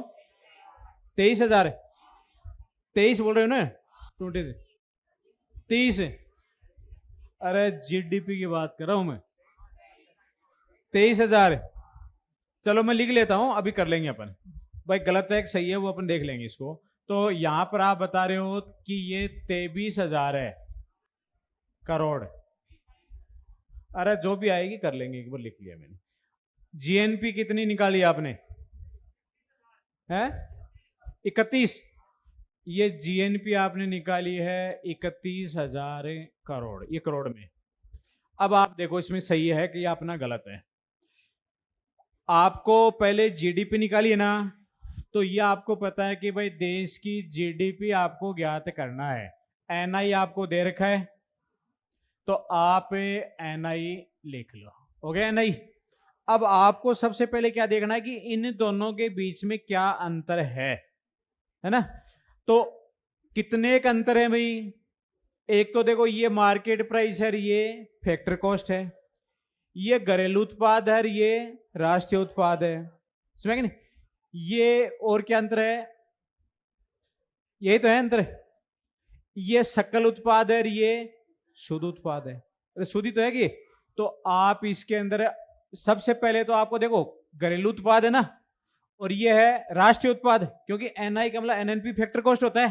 तो आप इसको पहले घरेलू बना लो। तो राष्ट्रीय आय को, एनआई को या एनएनपी फैक्टर कॉस्ट को आप घरेलू में बनाओगे तो क्या करना पड़ेगा? माइनस करना पड़ेगा एनएफआई, माइनस करना पड़ेगा ना। आपने ये एनएफआई माइनस कर दिया तो आपके पास क्या आ गया? NDP factor cost. सही क्या ना मैंने यहां तक? ये आपके पास एनडीपी फैक्टर कॉस्ट आ गया है, क्योंकि ये एनएनपी फैक्टर कॉस्ट होता है, आपने एनएफआई निकाला है। एनडीपी फैक्टर कॉस्ट आ गया, यहां तक कोई दिक्कत नहीं है ना। लेकिन ये शुद्ध घरेलू उत्पाद तो आ गया, लेकिन अपने को ज्ञात करना है सकल घरेलू उत्पाद है। तो शुद्ध को आप क्या कर लो? सकल बना लो। तो आपको प्लस क्या करना पड़ेगा? पूंजी की साउट प्लस करना पड़ेगा, डेप्रिसिएशन प्लस करना पड़ेगा। अब आपने इतना तक कर लिया तो ये यहां तक क्या बन गया भाई? आपने प्लस इसको डी किया ना, तो इतना तक बन गया आपके लिए जीडीपी। लेकिन ये जीडीपी कौन सा बना है? फैक्टर कॉस्ट बना है। ज्ञात क्या करना अपने को? जीडीपी मार्केट प्राइस, बाजार मूल्यों पर ज्ञात करना है। तो और क्या करना पड़ेगा? शुद्ध अप्रत्यक्ष कर और जोड़ना पड़ेगा, क्योंकि मार्केट की प्राइस में शुद्ध अप्रत्यक्ष कर जोड़ता है। तो आप प्लस कर दो शुद्ध अप्रत्यक्ष कर, या आप इसके अंदर प्लस और कर दो तो हो जाएगा आपका जीडीपी मार्केट प्राइस। सब्सिडी का क्या करना है? सब्सिडी की माइनस करनी है क्या? हाँ, सब्सिडी का माइनस नहीं करना है, क्योंकि शुद्ध अप्रत्यक्ष कर लिख रखा है तो फिर सब्सिडी क्यों करो आप माइनस। अब आप इसको जोड़ लो, एनआई कितना है 25,000, 25,000 के अंदर आप एनएफआई घटाओ, एनएफआई कहां पर है 10,000, कितने बच गए 15,000, 15,000 में डेप्रिसिएशन कितने का है 5, 15 5 20, प्लस करो शुद्ध अप्रत्यक्ष करें 3,000 तो कितने हो गए 23, बिल्कुल आपका सही है। अब आपको ज्ञात करना है दूसरा जीएनपी मार्केट प्राइस। अब देखो आपने जीडीपी मार्केट प्राइस ऑलरेडी कर ही रखा है तो आप इतनी लंबी चौड़ी प्रोसीजर क्यों करो, करके ना, तो आप इसके अंदर डायरेक्ट क्या जोड़ दो एनएफआई जोड़ दो, विधि सूत्र साधना है। देखो ये बाजार मूल्यों पर सकल घरेलू उत्पाद है, ये बाजार मूल्यों पर सकल राष्ट्रीय उत्पाद है, दोनों ही मार्केट प्राइस पर हैं। ये एक राष्ट्रीय उत्पाद है, एक घरेलू उत्पाद है। अब आप घरेलू उत्पाद निकाल चुके हो तो राष्ट्रीय उत्पाद ज्ञात करने के लिए इसमें एनएफआई और जोड़ दो। जीडीपी मार्केट प्राइस में आप एनएफआई जोड़ दोगे तो क्या जाएगा जीएनपी मार्केट में। तो 23,000 में एनएफआई कितना है 10,000, इसके अंदर और जोड़ दो तो कितना हो जाएगा 33,000 होता है भाई। तो इसका मतलब ये आपका गलत है,